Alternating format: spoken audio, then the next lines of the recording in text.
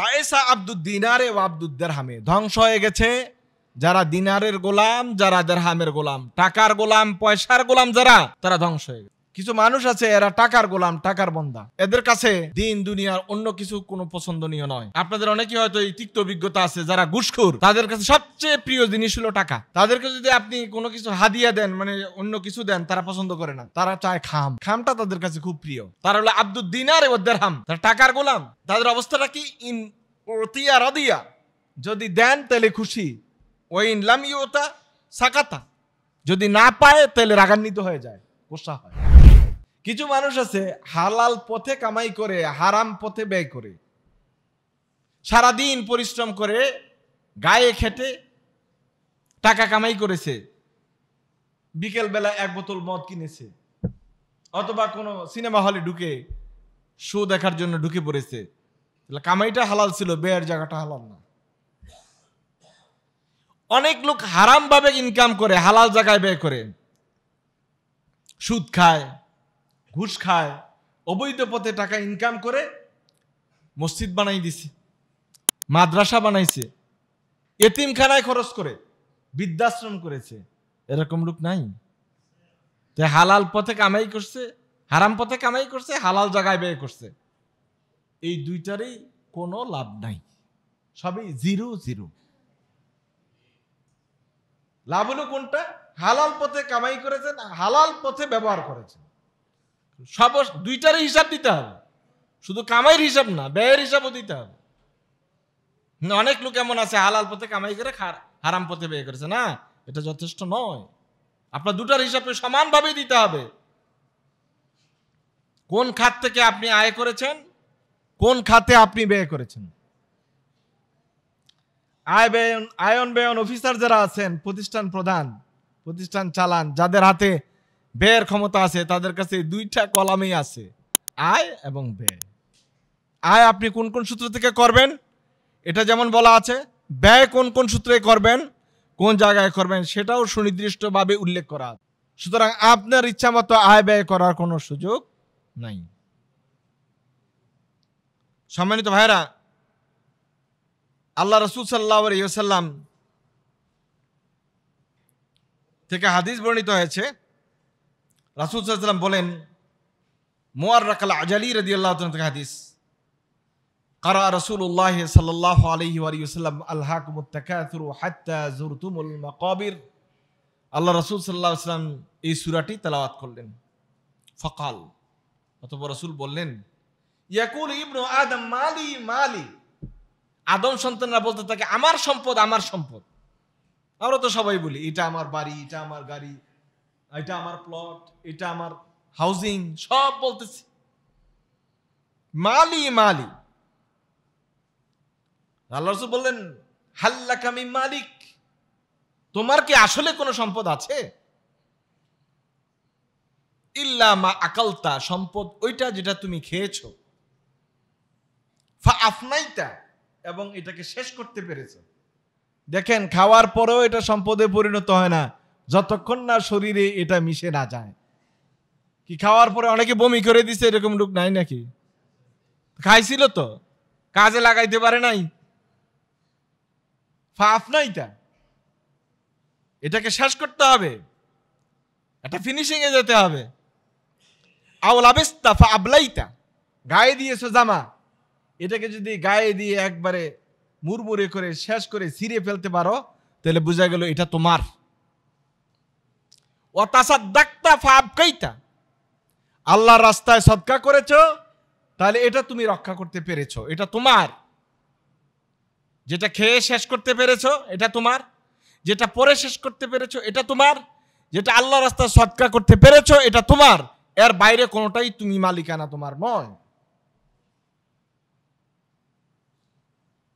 এটা তো আমাদের জীবনের জন্য চরম সত্য যে আলহাকুমুত তাকাসুর সূরার যে তাফসীর নবী মুহাম্মদ রাসূলুল্লাহ সাল্লাল্লাহু আলাইহি ওয়াসাল্লাম নিজে করেছেন।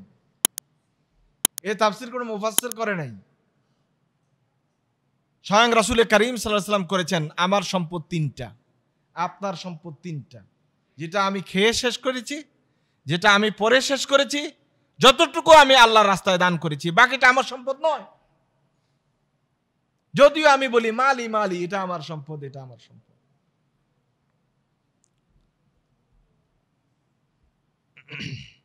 হযরত আবু হুরায়রা রাদিয়াল্লাহু আনহু থেকে হাদিস, রাসূল করিম সাল্লাল্লাহু আলাইহি ওয়াসাল্লাম বলেন,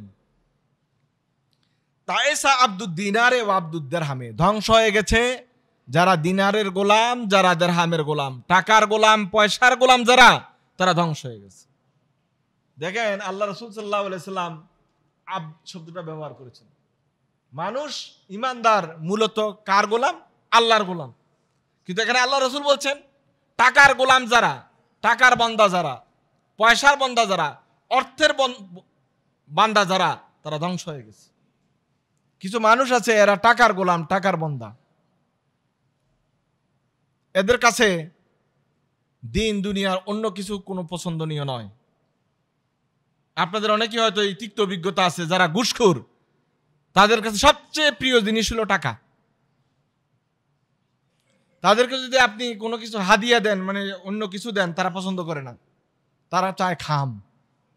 খামটা তাদের কাছে খুব প্রিয়।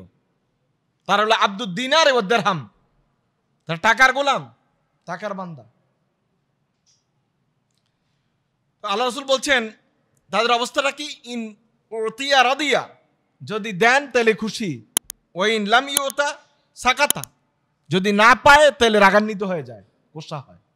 বাস্তবতা কিন্তু একেবারে শতভাগ। তো আল্লাহ রাসূল বলেন তারা ধ্বংস হয়ে গেছে, তাদের ধ্বংস অনিবার্য। বরং তুবালে আবদিন, সুসংবাদ হলো, কল্যাণ হলো, সফলতা হলো ওই ব্যক্তির, ওই গোলামের, আখাযা বিইনানে ফারাসি, যে নাকি তার ঘোড়ার লাগাম টেনে ধরে রেখেছে। ইনানে ফারাসি ফি সাবিলিল্লাহ, ঘোড়ার লাগাম টেনে ধরে আল্লাহর রাস্তায় জিহাদে শরীক হয়েছে, সফলতা হলো তার। আশ আসারা আসাহু মুকবাররাতান কাদামাহু, যে তার চুলগুলো হলো এলোমেলো এবং পা হলো ধুলায় ধূসরিত। তাকে যে দায়িত্বই দিনের দেওয়া হয়, সে পুরো দায়িত্বটাই সঠিকভাবে পালন করে। পাহারার দায়িত্ব সে সঠিকভাবে পালন করে। তো আল্লাহ রাসূল সাল্লাল্লাহু আলাইহি ওয়াসাল্লাম ওই মুজাহিদ ফি সাবিলিল্লাহর প্রশংসা করেছেন। ওই লোকের প্রশংসা করেন নাই যে সব সময় টাকা টাকা টাকা করে ব্যস্ত থাকে। আমাদের কিছু মানুষ আছেন, কিছু ভাইয়েরা আছেন, শুধু ঘুমের সময়টুকু ছাড়া, ঘুম থেকে উঠে আবার ঘুমাইতে যাওয়া পর্যন্ত শুধু টাকা টাকা আর টাকা, এছাড়া তার আর অন্য কোনো জিকির নাই। সে যে বসে আছে, ভিতরে জিকির হলো টাকা টাকা। মানুষ জিকির করে আল্লাহ আল্লাহ, জিকির করে টাকা টাকা। কোন দিক দিয়ে কাকে ধরলে টাকা বেরিবে, ওই সব সময় ওই ধান্দায় থাকে। এইরকম কোন ধান্দাবাজ লোক প্রকৃত অর্থে ইমানদার হতে পারে না। কারণ তার কাছে আল্লাহর মহব্বতের চেয়ে টাকার মহব্বত বেশি, তার কাছে আখিরাতের চেয়ে দুনিয়ার মহব্বত বেশি। এবং আল্লাহ রাসূল সাল্লাল্লাহু আলাইহি ওয়াসাল্লাম এই জন্য বলছেন ধনী লোকদের সংস্পর্শে থাকবে না, কারণ কাসওয়াতুল কুলুব, মানুষের অন্তর শক্ত করে দেয় ধনী লোকদের সাথে সংস্পর্শে থাকলে। কিন্তু দুর্ভাগ্যজনক হলো সত্য, আমাদের দেশে কিছু আলেম ওলামাদেরকেও দেখবেন, তারা ধনী মানুষ দেখলে মনে হয় যেন অস্থির হয়ে যায়। কত বেশি কাছে যাবে, কত বেশি তৈল মারবে, আর কত বেশি টাকা নেবে। টার্গেট কিন্তু এটা। সে মাল্টি ন্যাশনাল কোম্পানির মালিক, হাজার হাজার কোটি টাকার মালিক। ওই দিন একটা ভিডিও দেখলাম আমি, সোহাদায়ে কারবালার একটা মাহফিল হয়েছে চট্টগ্রামে এই কিছুদিন আগে। সেখানে দেখলাম একটা মাল্টি ন্যাশনাল কোম্পানির মালিক এটা মাহফিলটা চালায়। তো ওনার পায়ে ধরার জন্য যেই পরিমাণ হুজুরদেরকে আমি দেখছি প্রতিযোগিতা করলো, ভিডিওটা তো আপনারাও দেখতে পারবেন। ওনাকে শুধু পায়ে ধরে সালাম করার জন্য যে প্রতিযোগিতা করেছে, অবাক করার মতো। কি কারণে বলেন তো? টাকা। তায়েসা আব্দুদ দিনার ওয়া দিরহামে, ওই হুজুররা সব টাকার গোলাম হয়ে গেছে। এটা কি সুদের টাকা দিচ্ছে, না ঘুষের টাকা দিচ্ছে, না কিসের টাকা দিচ্ছে, মাথায় ঢুকে না। টাকা দরকার। এবং একজন আন্তর্জাতিক মানের কারি সাহেবকেও সেখানে দেখলাম। এরকম একটি অপ্রয়োজনীয় মাহফিল, যেটা সুন্নাহ বিরোধী একটা মাহফিল, এখানে আন্তর্জাতিক মানের কারিদেরকেও নেওয়া হয়েছে। তায়েসা আব্দুদ দিনার ওয়াদ দিরহাম, টাকা হলে কিনা হয় বাঘের চোখও মেলে, টাকা দিলে বাঘের চোখও মেলে। এই যে প্রবাদ মানুষ তৈরি করেছে, এটা অযথা করে নাই। এবং মানুষ মনে করে ঠিক আছে 1000 টাকা দিলে হয়তো কম বলবে, 2000 দাও, 2000 হয় না 10,000 দাও, হয় না লাখ টাকা দাও, কতক্ষণ চুপ থাকবে? টাকায় কথা বলে ছাড়বে। টাকা দিলেই একবার না একবার লোভে পড়েই যাবে। সাধারণ মানুষ বলেন, আলেম ওলামা বলেন, সবার কথা বলছি না, গুটি কয়েক কিছু সংখ্যক ছাড়া সব মানুষই আব্দুদ দিনার ওয়াদ দিরহাম, সব টাকার গোলাম, নিজের ব্যক্তিত্বকে রক্ষা করতে জানে না। যেমনটি হযরতে ইমাম আহমদ বিন হাম্বল রাহিমাহুল্লাহ নিজের ব্যক্তিত্বকে রক্ষা করতে পেরেছিলেন। তিনি তার ছেলের চুলাতে সেকা রুটি খান নাই, কারণ তিনি একদিন খুব বড় সফর থেকে এসেছেন এবং একটু টায়ার্ড ছিলেন। স্ত্রীকে এসে বললেন যে দ্রুত আমার জন্য একটা রুটি তৈরি করে দাও। তো স্ত্রী পাশের ঘরেই তার ছেলে থাকতেন, তিনি সরকারি চাকরি করতেন, সরকারের খুব কাছের মানুষ ছিলেন।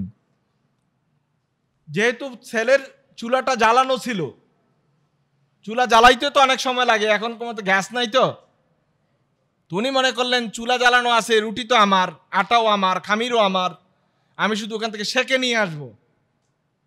উনি সেকে নিয়ে আসলেন রুটিটা, কিন্তু ইমাম আহমদ বিন হাম্বল চিন্তা করলেন এত কম সময়ে চুলা ধরাইয়া রুটি সেকা, এটা তো হিসাবে মিলে না। জিজ্ঞাসা করলেন স্ত্রীকে, রুটিটা এত তাড়াতাড়ি কিভাবে সেকে নিয়ে আসতে পারলে?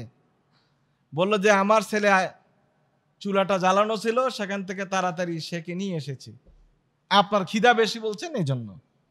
ইমাম হাম্বল বললেন এই রুটি আমি খাবো না, কারণ এই রুটি এমন এক চুলায় সেকা হয়েছে যে চুলার মালিক সরকারি চাকরি করে, তার টাকার ব্যাপারে, তার রিজিকের ব্যাপারে আমার সন্দেহ আছে, সুতরাং ওই চুলায় সেকা রুটি আমি খাবো না।